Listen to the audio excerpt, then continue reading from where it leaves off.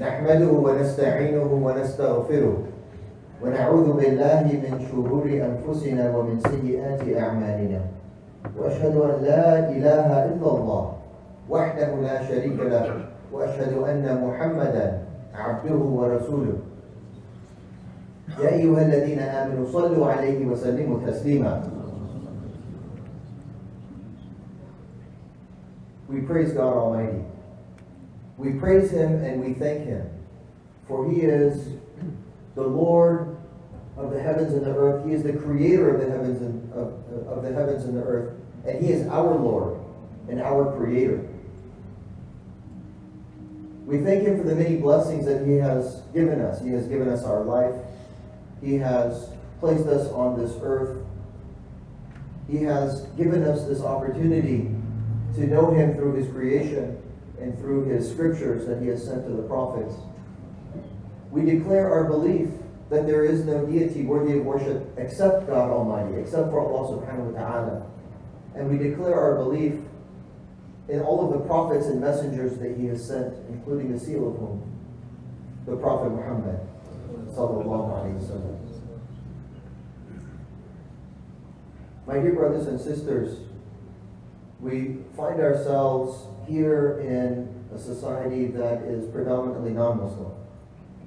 And we gather in this masjid weekly for the Jum'ah and inshallah more frequently for our daily prayers.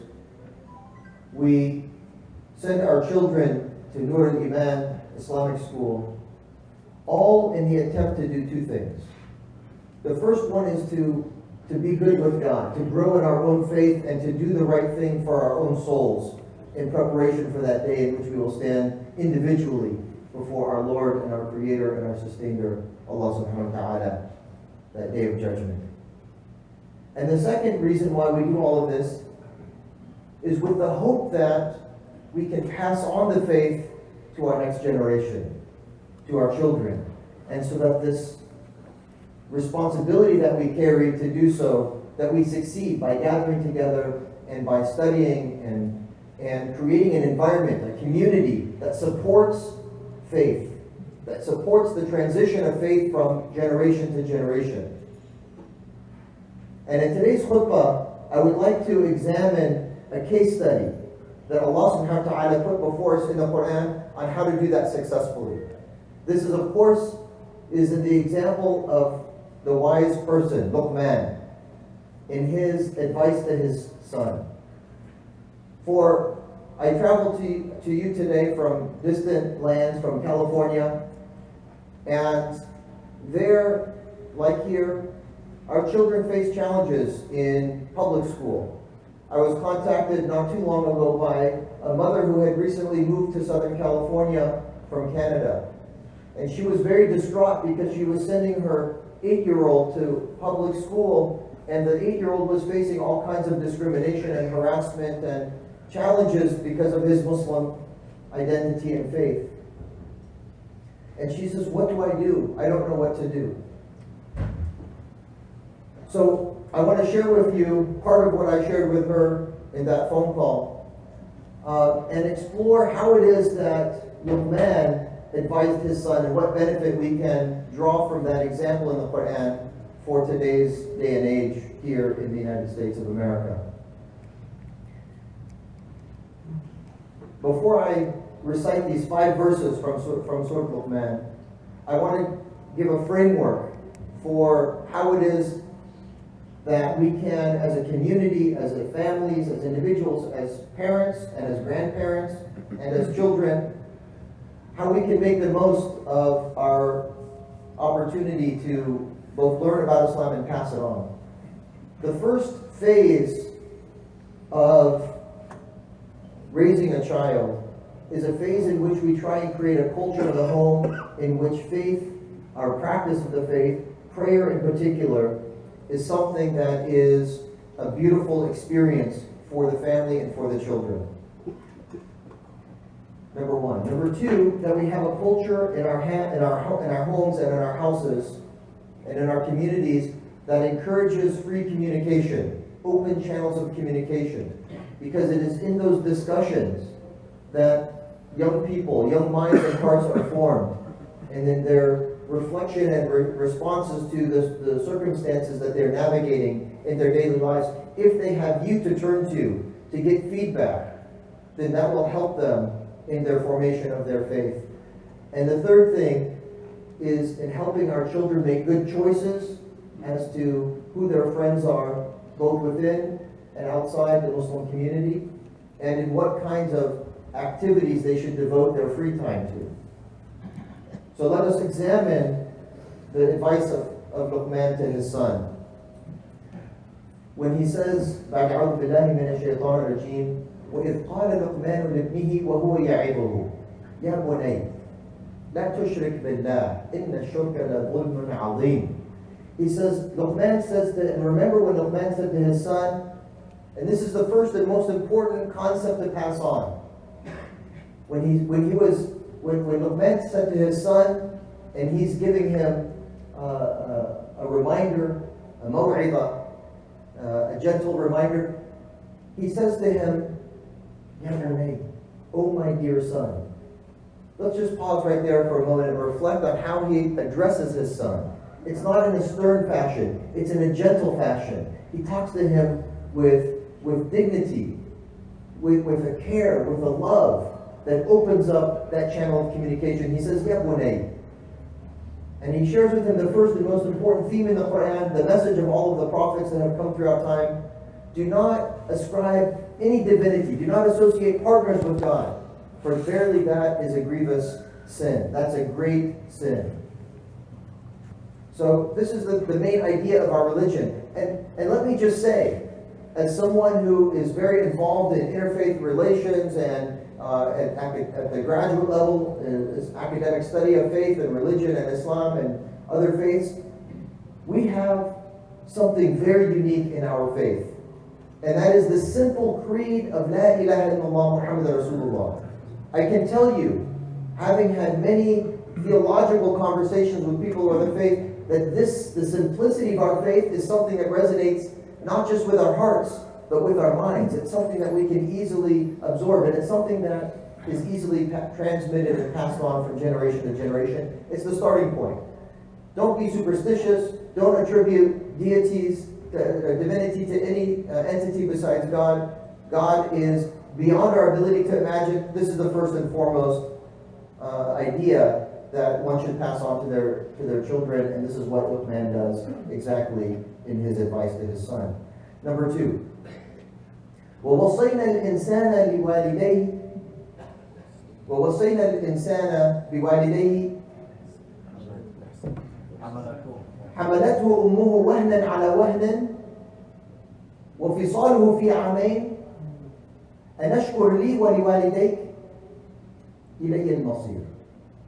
So he says the following, and we have passed on or given advice to humanity that to be good to your parents, particularly your mother who has with much difficulty upon difficulty bore you and weaned you over the course of 2 years, to show gratitude to God who created you and to your parents as a number 2, a close number 2, to be grateful. This is what good character is. It's gratitude. It's acknowledgement that what you have, you did not earn it. I don't care how much money you have, how much power you have, how much strength you have. You only achieve those things by the grace of God. Whether through the intellect that God has given you, the opportunity that God has placed before you, the parents that God has given you, the physical body that God has graced you with. All of it is from God. So the very first indication of good character is gratitude. It's gratitude. So this is his number 2. He says, believe in one God and be grateful to God, and then to your parents. And then to your parents. We didn't choose our parents. God selected for us who our parents would be. They were a gift, and they gave us that nurturing when we needed it, when we were helpless. For so many years we are helpless. Some of us are still helpless, and they're helping us. We're blessed to have our parents. Gratitude is the order of the day. This is what God commands. And this is the advice of Luqman to his son. Number 2. And at the end of that, إِلَيَّ الْمَصِيرُ. He plants the seed for the third most important theme in the Quran. Prepare for the day of judgment. To all of you, your return is to God. And this is something that he's going to repeat, not just in this verse, but in the coming verse. You'll see. وَإِنْ جَاهَدَاكَ عَلَىٰ أَنْ تُشْرِكَ بِي مَا لَيْسَ لَكَ بِهِ عِلْمٍ فَلَا تُطِعْهُمَا وَصَاحِبْهُمَا فِي الدُّنْيَا مَعْرُوفًا وَاتَّبِعْ سَبِيلَ مَنْ أَنَابَ إِلَيَّ ثُمَّ إِلَيَّ مَرْجِعُكُمْ فَأُنَبِّئُكُمْ بِمَا كُنْتُمْ تَعْمَلُونَ. Then he says, and if your parents try to get you to believe in a deity other than God, do not obey them on that issue. However, صَاحِبْهُمَا فِي الدُّنْيَا مَعْرُوفًا. Even if you don't obey them on this point, you should still be respectful to your parents throughout the duration of their life here. And in the very famous verse in which Allah says, وَقَضَى رَبُّكَ أَلَّا تَعْبُدُوا إِلَّا إِيَّاهُ وَبِالْوَالِدَيْنِ إِحْسَانًا. This verse, it's a longer verse, I'm not going to recite the entirety of it, but it says, God has ordained that you worship only God and that you be good to your parents. And if they become old in your lifetime, that you treat them with dignity and that you speak to them gently and that you ask God to give them as they have treated you, to give mercy, to have mercy upon that they have treated you and given you when you were most in need. They raised you when you were small. So he says, even if they go astray or if they do something wrong, don't obey them in that, but always be respectful to your parents. And the verse continues, and follow the example or follow the way of the one who turns to God. Now this little phrase, وَاتَّبِعْ سَبِيلَ مَنْ أَنَابَ إِلَيْهِ, here there's an indication that's really important for our young people. And that is to choose good friends. To follow the path of other people who are turning to God. In other words, surround yourself with people who will support you on your journey through this life. Choosing friends is the most important decision that young people will make. Who their friends are, because who their friends are will influence the choices that they make, will influence the perception that they have of the world, and will influence the practice that they have of this faith. Choosing friends is the most important decision that young people will make. When you become older, the most important decision they'll make is who they marry, and then their career, in that order. But as young people, the most important decision they make is who their friends are. It will affect their study habits. It will affect their character. It will affect everything. This is the choices that they make as young people. We make as parents decisions for our children in many things, and we help them in making decisions about who their friends are. And we'll talk about this in a little bit. And it ends by saying, this verse ends by saying, ثُمَّ إِلَيَّ مَرْجِعُكُمْ فَأُنَبِّئُكُمْ بِمَا تَعْمَلُونَ بِمَا كُنْتُمْ تَعْمَلُونَ. He said, and in the end, you will all return to God. God will bring you all to Him, and He will inform you about your deeds. Again, re-emphasizing the importance of being conscious and mindful of the Day of Judgment. Look, as human beings, we're influenced by our culture. And what is culture other than acting and conducting ourselves in a way based on what other people think? That's what culture is. It's, I dress this way because other people think that this is a good way to dress. I speak this way, I do these things because that's what other people think is a good thing to do. Culture is really the foremost consideration of what other people think. Allah Subhanahu Wa Ta'ala in the Quran reminds us over and over and over, what ultimately matters is not what other people think, it's what God thinks. The Islamic culture is based on and rooted in the perception of God and the concern with what God's perception is about our conduct and our behavior and the choices that we make. This is the Islamic culture. And it's okay to have other kinds of culture as long as they don't transgress against the culture of Islam and the God-conscious culture that we strive for. So, the reminder of the Day of Judgment is a very important thing to emphasize with children. And children, when they reach the age of 9, they start realizing their own mortality. Before the age of 9, it's not important to emphasize. But starting at age 9, children, psychologically speaking, reach the age where they're able to then begin comprehending and understanding their own mortality, their own death. كُلُّ نَفْسٍ ذَائِقَةُ الْمَوْتِ. Every soul shall taste death. And at the age of 9, even though they're not fully mature, that's when they start appreciating that idea. 2 more ayahs. يا بني إنها إن تكن مثقال حبة من خردل فتكن في صخرة أو في السماوات أو في الأرض يأتي بها الله.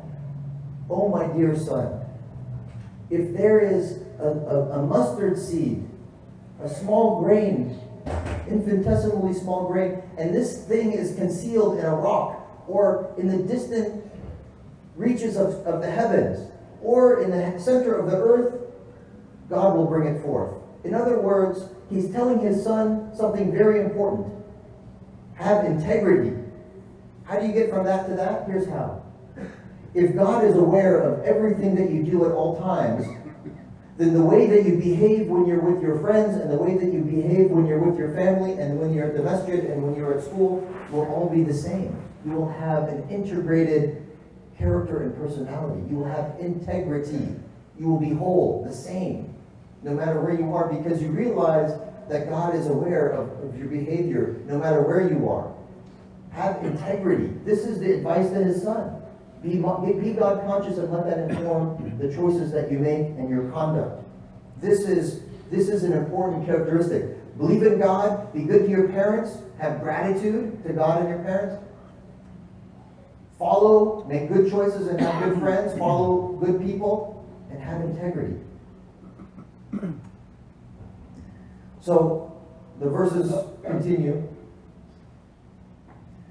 يا بني إنها تكون مثقال حبة من خردل فتكون في السماوات أو في الأرض أو فتكون في صخرة أو في السماوات أو في الأرض يأتي بها الله إن الله لطيف خبير. God is aware of even the subtlest of things.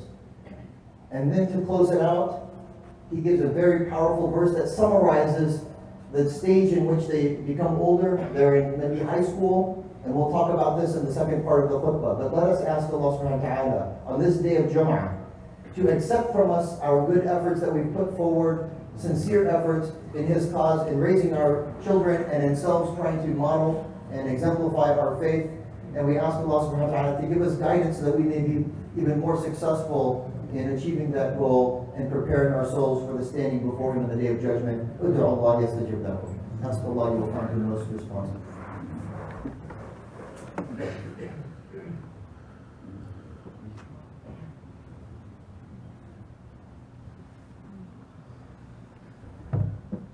Alhamdulillah wa salatu wa salamu ala Sayyidina Muhammadin wa ala alihi wa sahbihi ajma'in.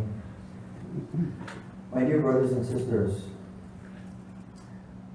a couple of years ago now, a freshman came to me when I was leading the youth group at the Islamic Center of Southern California. I was serving as imam there. And he came to me in my office one day before the gathering of the youth.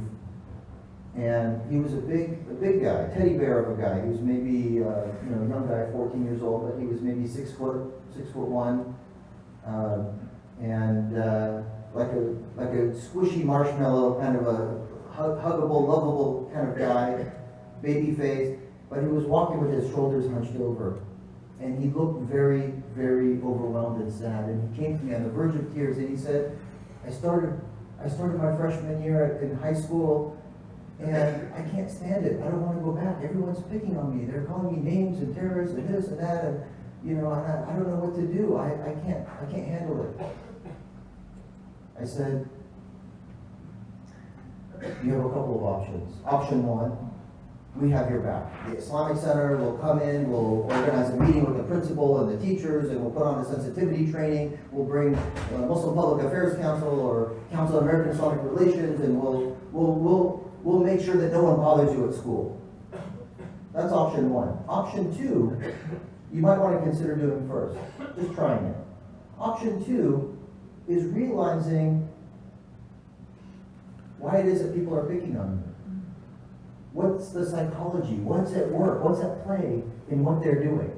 And by the way, this is a microcosm of the greater society. High school reflects the sentiments sometimes of the greater society. So think of it in those terms. I said, understand the psychology of what's going on. They're picking on you because they see that it bothers you. And that gives them a sense of power. And it also, in the social dynamic, gives the one who's picking on you a sense of authority that intimidates others who don't want to cross that person, and that person will rise in social standing. They pick on you because they see that it gives them that elevated status in the school. But it only is effective because they see that it bothers you. That's the power that you give them by showing that it bothers you. And I said, perhaps you can work with their psychology and understand that what they're trying to do is make you feel bad and make you feel unwelcome and make you feel hurt. Even if you feel those things, if you don't show it, and in fact you do the opposite, you have a sense of humor, you have a sense of self-deprecation even, and then you show that it doesn't bother you, and that you can work with it, and you're impervious to that.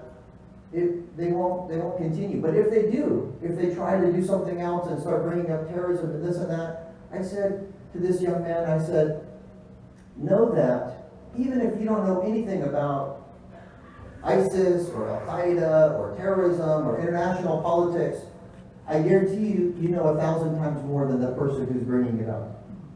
If someone starts picking on you and making references to ISIS or this or that, and there was an incident last week where an 11th grader in a high school in a city, it's a funny name of a city, Rancho Cucamonga in Southern California, they put in the yearbook, they put her name as ISIS.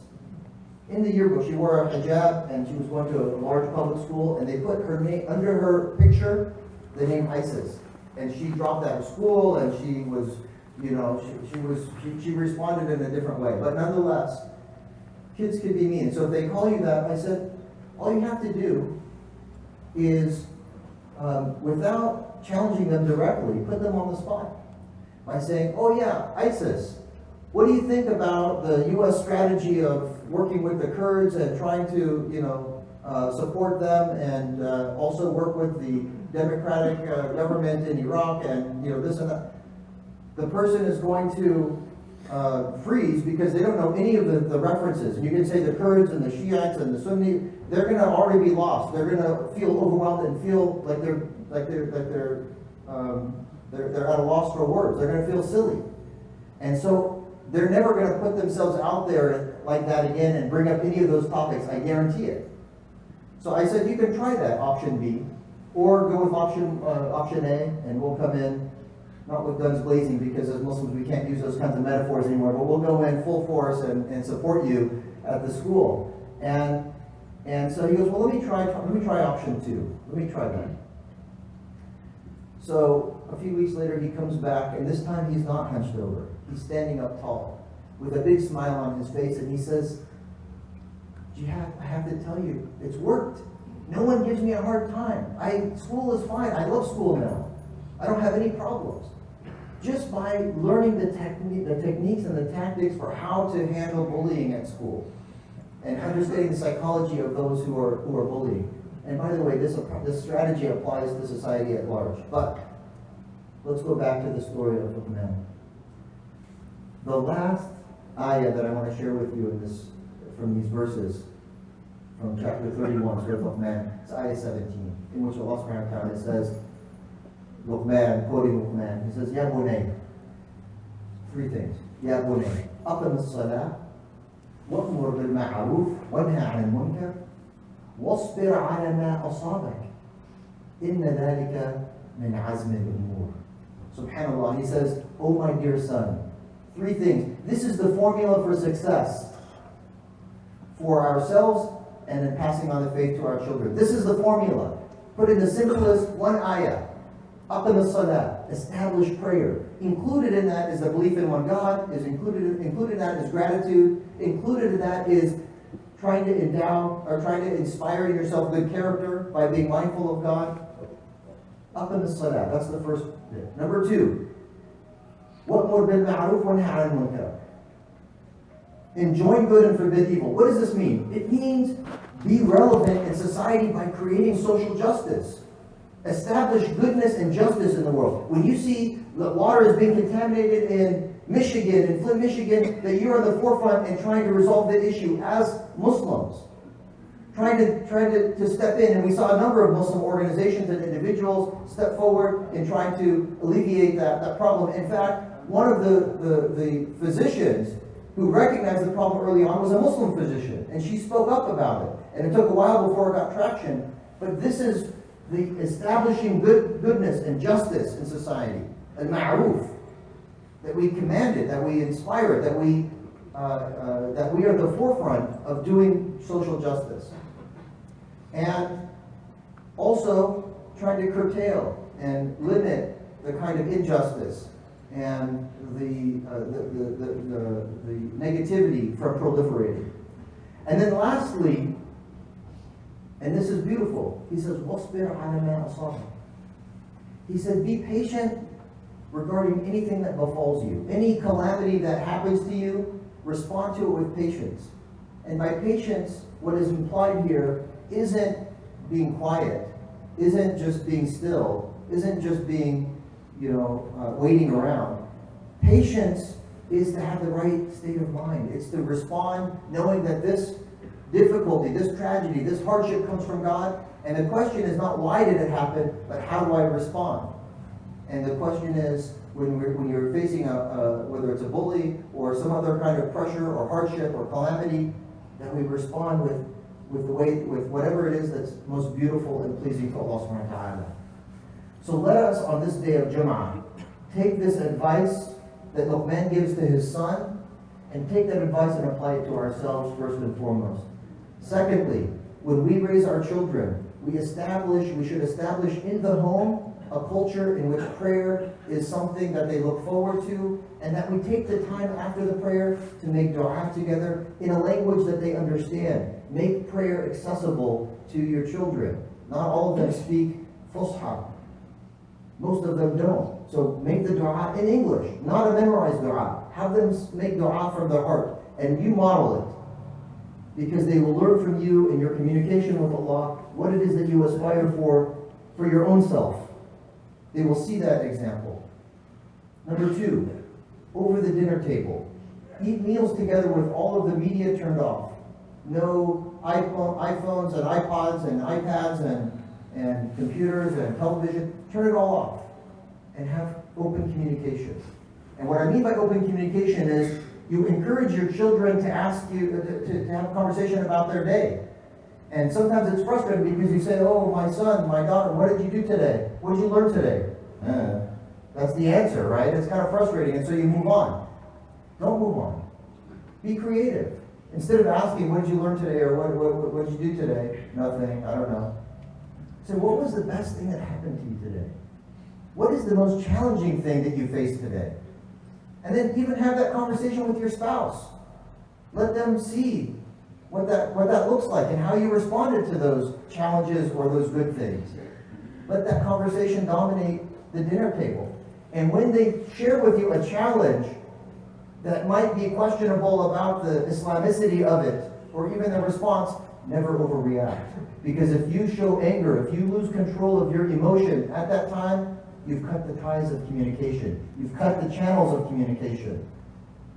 You've lost your children's trust that they can share with you, and instead they're going to share with other people and get advice and feedback from other people. So that's number 2, is keep the channels of communication open. And number 3, and this is important for anyone who has high school, middle school, or high school kids, make your home party central. And what I mean by that is make your home the place that your children can invite their friends to hang out, so that you get a chance to be exposed to them. They see your culture, that they can have a unified and integrated life, that they can do their prayer in front of their friends, that they can see what it looks like to have a Muslim environment, and that will automatically weed out those friends that will be a negative influence.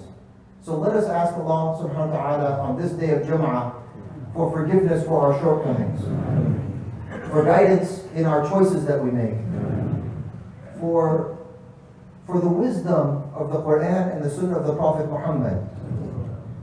Allahumma arina al-haqqa haqqan warzuqna ittiba'ah wa arina al-batila batilan warzuqna ijtinabah.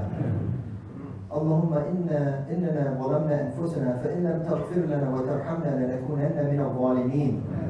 وآخر دعوانا أن الحمد لله رب العالمين. أقم الصلاة إن الصلاة تنهى عن الفحشاء والمنكر.